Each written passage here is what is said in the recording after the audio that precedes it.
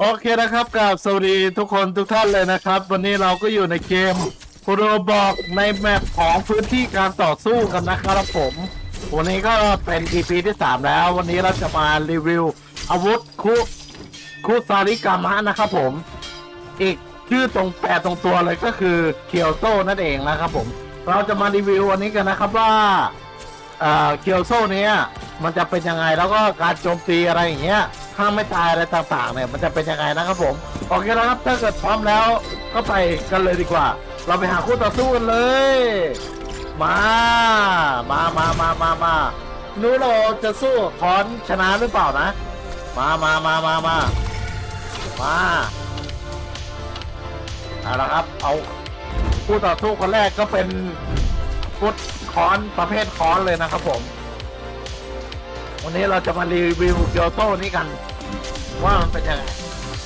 มันจะโหดแค่ไหนเรามาดูกันอันน่าเฮ้ย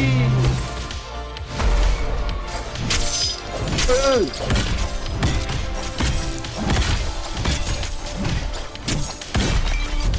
ึ๊บจ้า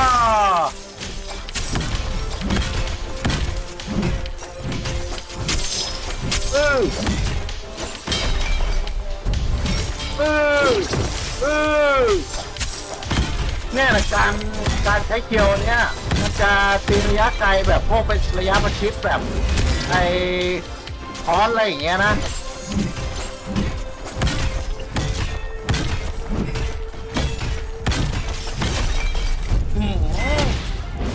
เรียบร้อยเลย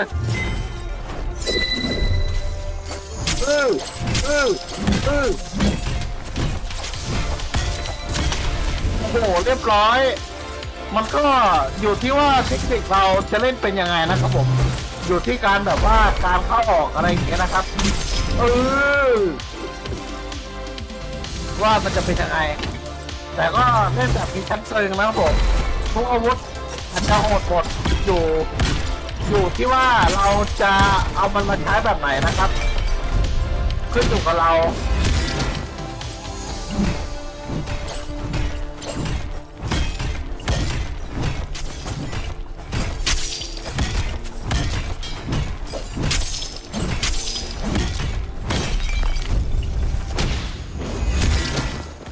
อันนี้จริงจังเลยเนี่ย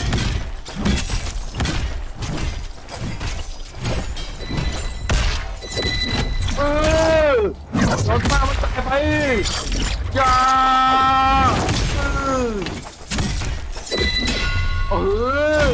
กันได้เป็นไงล่ะเรียบร้อยมันเป็นอาวุธตีระยะไกลนะครับผมที่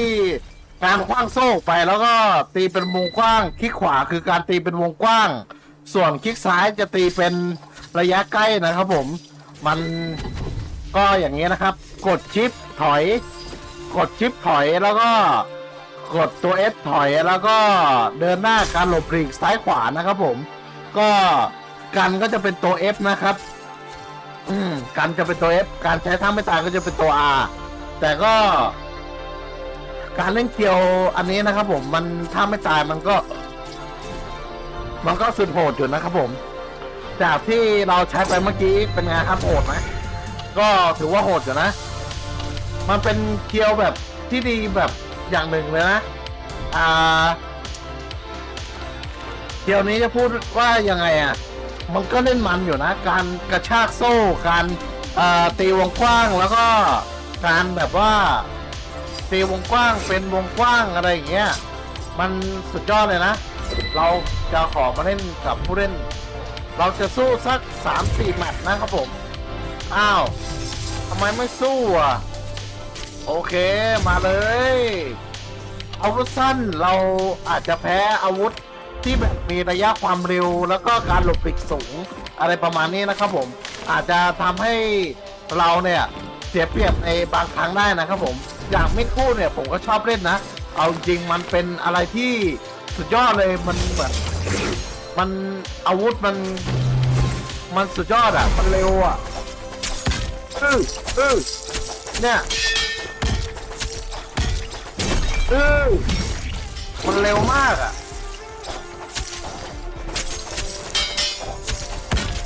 เราต้องกันค่อยๆกันแต่กันมากก็ไม่ได้นะกันมากจะกาดแตกอืออืออืออืออืออือ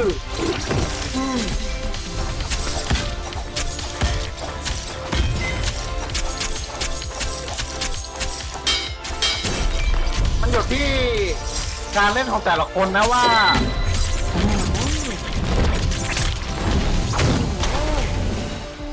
โอเคอยู่ที่จังหวะในการเป้าแล้วลุกแล้วก็ตั้งรับอึ้งอึ้งอึ้งนั่นแหละครับอยู่ในการลุกแล้วก็จากการตั้งรับนะครับผมอาวุธทุกอาวุธโหดหมดนะอยู่ที่ว่าเราจะเล่นแบบฮึบฮึบ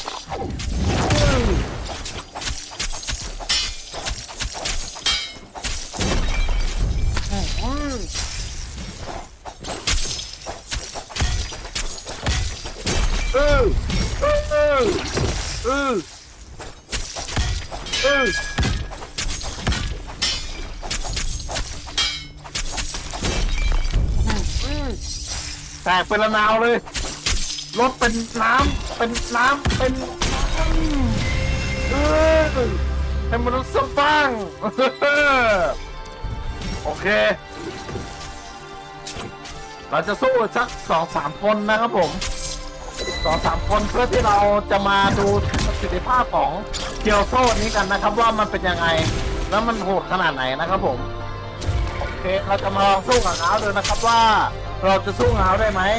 กับดาบซามูไรก็เหมือนกันเราจะมาลองสู้ดูว่ามันจะเป็นยังไงนะครับผมว่าเราจะสู้ได้ไหมแต่ก็อาวุธนี้ก็ถือว่าโกงอยู่นะเพราะว่ามันเป็นการตีระยะไกลถึงว่าความเร็วการตีมันจะไม่เร็วเท่ากับมีดคู่ก็เถอะนะมันก็ต้องใช้จังหวะในการตีแล้วก็ฟันเพื่อที่จะทำดาเมจต่อศัตรูนะครับผมโอเคนะครับ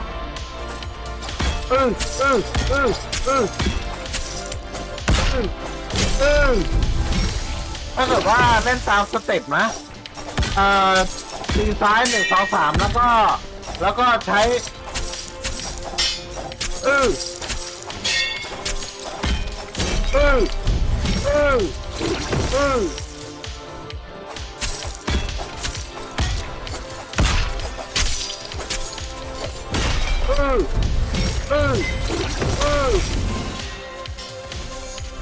เรียบร้อย1 แมตช์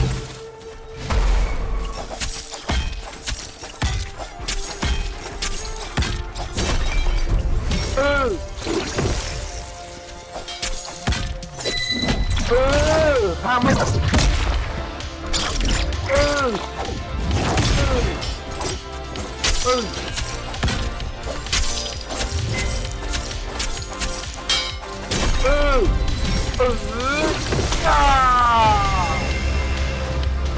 ชนะก็อย่างที่ผมรีวิวไปนั่นแหละครับผมว่าเคียวแต่ละเคียวมันเคียวแต่ละอาวุธหรือว่าอะไรอย่างเงี้ยมันการต่อสู้อะไรมันก็จะแตกต่างกันไปนะครับผมอยู่ที่ว่าเราจะประยุกต์ใช้ยังไงแล้วก็ในการใช้เอามาเพื่อในการต่อสู้ในครั้งนี้นะครับผมมันจะเป็นยังไงโอเคนะครับเขาอยากลองอีกรอบเราก็จะลองอีกรอบอ้าวโอเคเราลองสู้กับง้าวดูนะครับเผื่อง้าวเราอาจจะแพ้นะเพราะว่าง้าวก็เป็นระยะไกลเหมือนกันแต่ว่าจังหวะในการเข้าแล้วการออกเนี่ยมันก็ขึ้นอยู่กับคนเล่นด้วยนะครับว่ามันจะเป็นยังไงแล้วก็ต่อสู้กันยังไงนะครับผมโอเคนะครับเรามาดูในแมตช์นี้กันเลยในแมตช์นี้นะครับผมโอเคนะครับเคียวปะทะง้าวเหรอ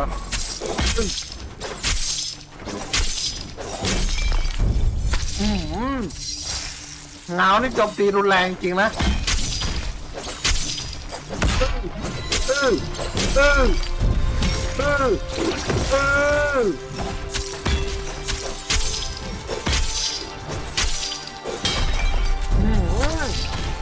การโจมตีทะลุกาดมากอ่ะ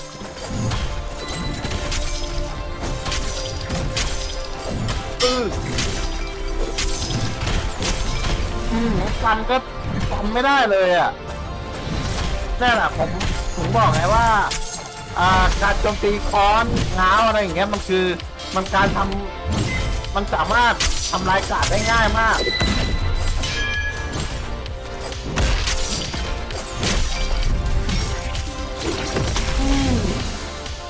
แล้วก็มันอยู่ที่เทคนิคในการที่เราจะเล่นเป็นยังไงนะครับผม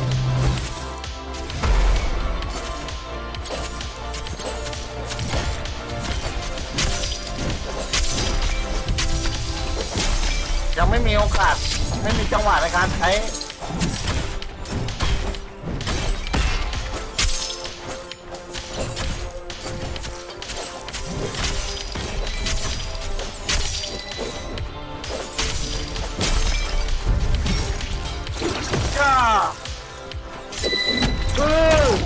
ครับ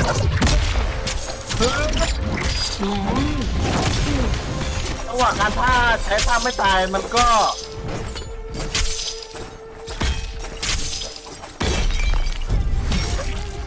เรียบร้อยโอเคเราชนะนะทุกคนเราชนะอย่างสวยงามเลยแหละการโจมตีอะไรประมาณนี้อะไรมันจะดังประมาณนี้ โอ้โหโอเคนะครับเราอันนี้ดาบเราจะมาดูกันนะครับแต่ว่าดาบคาตานะกับค้อนเนี่ยอันไหนมันจะสุดยอดกันนะครับผมแต่ว่าในการที่ผมเล่นมานะครับดาบคาตานะเนี่ยมันคือแบบว่ากาดอาวุธเริ่มแรกเลยนะครับผมก็คือดาบคาตานะแต่ก็สู้เอาจริงนะผมสู้ค้อนแทบไม่ได้เลยก็คือถ้าเกิดว่าเราปะทะค้อนตรงๆไม่ได้นะครับผมมันต้องคอยถอยออกมาแล้วก็คอยตีแล้วก็คอยตอบโต้นะครับผมในการที่จังหวะในการค้อนของเหวี่ยงนะครับผมออกมาแล้วเราเพื่อที่เราจะตีกลับไปนะครับผมแต่ทฤษฎีนี้ผมก็ยังใช้ไม่เคยได้เลยนะครับผมแต่ก็เอามาดูแล้วก็วิเคราะห์แล้วให้ท่านผู้ชมได้ดูกันนะครับผมว่ามันเป็นยังไงนะครับผมเห็นไหมครับการโจมตีในครั้งนี้กาดมันแตกบ่อยมากแล้วนี้มันทำให้เราเนี่ยซึ่งการใช้ดาบที่แบบว่าเจอกับอาวุธหนักเงี้ยอย่างเช่นง้าวกับค้อนอย่างเงี้ยพอสู้กันอย่างเงี้ยพอเราใช้กันใช่ไหมเราจะโดนตีกาดแตกง่ายนะครับผมซึ่งอาวุธพวกนี้เป็นอาวุธหนักซึ่งเรากันแทบไม่ได้เลยนะครับผมแต่ว่ามีกรณีก็คือเราสามารถกันได้ในขณะที่เขาเนี่ยโจมตีแบบโดยที่แบบไม่ได้กระโดดปุ๊บหรือว่าตีแบบเบาหรือจิตฉิวนะครับผมเราก็สามารถที่จะกันได้แต่ส่วนมากที่ผมเจอเนี่ยก็คือผมแทบกันไม่ได้เลยนะครับผมก็คือค้อนเนี่ยมันเป็นอะไรที่หนักหน่วงมากอย่างภาพที่เห็นนะครับผมดาบคาตานะแพ้ค้อนนะครับผมเราจะมาลองดูกันนะครับผมว่ามาเรามาลองดูอีกสักคนนะครับผมลองดูอีกสักคนขึ้นอยู่กับเทคนิคของแต่ละคนด้วยนะครับเชื่อว่าอาวุธของแต่ละอาวุธมันก็มีข้อเสียเปรียบแล้วก็ได้เปรียบเหมือนกันนะครับผมแต่ละอาวุธเรื่องความเรื่องความเร็วและการจับลักษณะในการเล่นนะครับผมมันขึ้นอยู่กับเทคนิคของเราด้วยคือซึ่งที่เราเล่นไปเนี่ยเราต้องสังเกตแล้วก็การหลบหลีกนะครับผม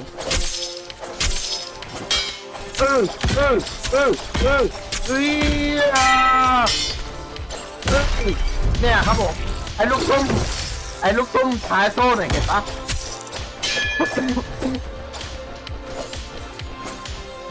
ไอ้ลูกตุ้มท้ายโซ่เนี่ยเวลามันฟาดลงไปเนี่ยมันสามารถทำให้กาดแตกได้นะคือมันเป็นอาวุธท้ายประเภทฟ้องแล้วก็มันสามารถเบี่ยงแล้วก็ทุบอะไรอย่างเงี้ยในดาบสมัยโบราณเขาก็ใช้อย่างงี้นะครับถ้าเกิดเป็นคนที่ใช้ไม่ชำนาญมันก็ยังไงอ่ะมันก็ทำให้คนที่ใช้เนี่ยได้รับบาดเจ็บได้นะครับผมแต่ว่าคือคนที่ใช้ชำนาญแล้วก็จะเป็นอาวุธที่น่ากลัวเช่นกันนะครับผมมันก็เหมือนการสังคมนะครับถ้าเกิดเหวี่ยงแบบการใช้อาวุธที่ไม่เป็นสำหรับตัวเองที่ใช้ไม่เป็นนะครับผมมันก็จะทำให้เราเนี่ยบาดเจ็บได้แล้วก็ทำให้เราเนี่ยแพ้ศัตรูได้นะครับผมซึ่งผมประมาทตอนนี้